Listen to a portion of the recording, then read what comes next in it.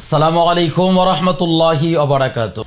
আমি গতকালকে একটা মিডিয়া আমার একটা বক্তব্যকে কেটে ছেড়েছিল, সেটা একদিনে প্রায় 5 লক্ষ মানুষের কাছে পৌঁছে গেছে। এই ভিডিওটার পর থেকে অনেকে আমাকে অনেক ধরনের হুমকি দিচ্ছে, বিভিন্ন ধরনের কথাবার্তা বলছে। আমি ওই সমস্ত আলবদর রাজাকার, ওই সমস্ত ব্যক্তিদেরকে বলতে চাই, আপনারা যতই হুমকি দমকি দেন না কেন, আপনাদের হুমকি দমকিতে আমরা ভয় পাই না। বলছিলাম যে আমাদের সে বর্ষিয়ান নেতা আলহাজ অ্যাডভোকেট ফজলুর রহমান স্যার, আমাদের ইটনা মিঠামইনের গর্বিত সন্তান, ওনার কথা বলতে চাচ্ছিলাম। তো ওনার কথার প্রসঙ্গে একটা কথা আমরা বলেছিলাম, সে কথাটা হচ্ছে কিছু রাজাকারের বাচ্চারা ঘোষণা দিয়েছে যে তারা ফজলুর রহমানের জানাজা পড়বে না। আরে ফজলুর রহমান তো তোমাদের জানাজার আশা কোনোদিন করে নাই, তোমাদের মতো আলবদর রাজাকারদের বিরুদ্ধে সবসময় ছিল।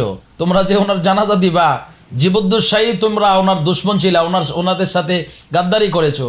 মৃত্যুর পরে উনি যে তোমাদের জানাজার আশা করে, এটা কি করে তোমরা বিশ্বাস করো? আপনারা বিভিন্নভাবে কথাগুলো বলার চেষ্টা করতেছেন, আমাদেরকে উস্কানি দেওয়ার চেষ্টা করতেছেন এবং অনেকভাবে আপনারা গালমন্দ করতেছেন, যেটা আসলে বোঝা যাচ্ছে যে আপনাদের ফ্যামিলিগত প্রবলেম আছে। আমরা বলি হিংসা বিদ্বেষ ছেড়ে দেন, একটু ভালো হওয়ার চেষ্টা করেন, সৎ পথে চলার চেষ্টা করেন, কোনোদিন কারো ক্ষতি করবেন না। যদি কোনোদিন কারো ক্ষতি করেন, আপনার ক্ষতি অটোমেটিক্যালি হয়ে যাবে। এই জন্য কাউকে গালি দিবেন না, ওই গালিটা আপনার জন্য মজুদ থেকে যায়, সে গালির ভাগ আপনিও পাবেন। তো আমি এই কথাগুলো বলার কারণে, যে ওনার জানাজা ওনারা পড়বে না, এই সমস্ত বিষয়গুলো কথা বলার কারণে আপনারা আমাকে থ্রেট দিচ্ছেন, বিভিন্ন জায়গা থেকে ফোন করে আমাকে বিভিন্ন রকম ভাবে অ্যারেঞ্জমেন্ট করার চেষ্টা করছেন। এরপরে আমার নাম্বার ইউজ করে বিভিন্ন জায়গায় আপনারা আজকে অনেক জায়গা থেকে ফোন আসছে, আমি নাকি এরকম অর্ডার দিয়েছি। না, আমি আপনাদেরকে অনুরোধ করে বলবো, আমার নাম্বার ব্যবহার করে কেউ যদি আপনাদেরকে ব্ল্যাকমেইল করার চেষ্টা করে বা এরকম করে, আপনারা এ ব্যাপারে একটু সতর্ক থাকবেন। আমার সাথে কথা না বলে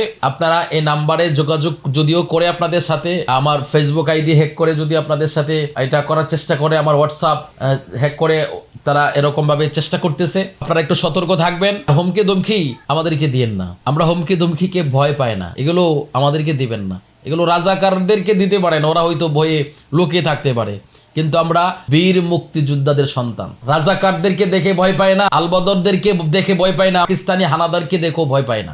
বীরের জাতি, বীরের বেশে আগেও ছিলাম, এখন আছে, ভবিষ্যতেও থাকবো ইনশাল্লাহ। আমি সবার সুস্বাস্থ্য কামনা করছি। যারা এই সমস্ত কাজ করতেছেন, এর সমস্ত ঘৃণিত কাজ করতেছেন, তাদেরকেও বলছি আপনারা এই সমস্ত কাজ বন্ধ করুন, এতে আপনাদেরই লস হবে। আসসালামু আলাইকুম ওয়া রাহমাতুল্লাহি ওয়া বারাকাতুহু।